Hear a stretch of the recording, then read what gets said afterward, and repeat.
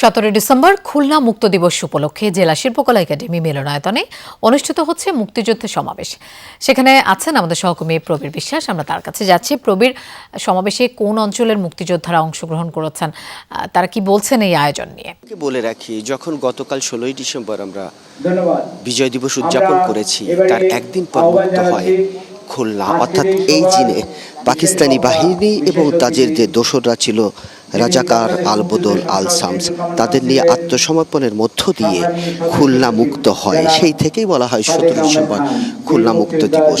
বাংলাদেশ মুক্তিযোদ্ধা সংসদ, খুলনা বাগেরহাট, সাতক্ষীরা এবং খুলনা মহানগর, এই 4টি ইউনিটের আয়োজনে এখানে মুক্তিযোদ্ধারা সমাবেশ হয়েছে খুলনা জেলা শিল্পকলা একাডেমি মিলনায়তনে, এবং সহস্রাধিক মুক্তিযোদ্ধা কিন্তু এখানে অংশ নিয়েছে। এবং আজকের এই অনুষ্ঠানে প্রধান অতিথি হিসেবে যিনি উপস্থিত হয়েছেন, জাতীয় মুক্তিযোদ্ধা কাউন্সিলের সদস্য, বীর মুক্তিযোদ্ধা অবসরপ্রাপ্ত ক্যাপ্টেন মোহাম্মদ নুরুল হুদা। এবং আজকের এই অনুষ্ঠানের প্রধান বক্তা হিসেবে রয়েছে বাংলাদেশ মুক্তিযোদ্ধা সংসদ কেন্দ্রীয় কমান্ড কাউন্সিলের আহ্বায়ক বীর মুক্তিযোদ্ধা নঈম জাহাঙ্গীর।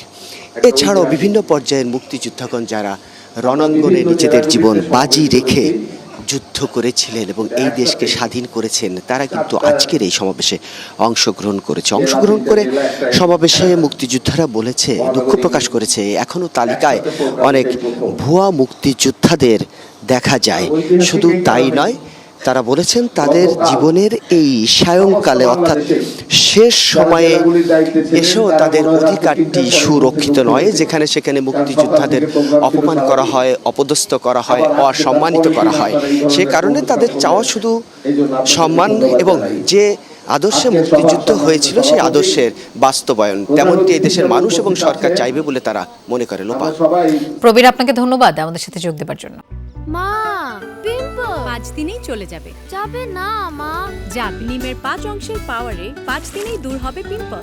হিমালয়া পিউরিফাইং নিম ফেস ওয়াশ।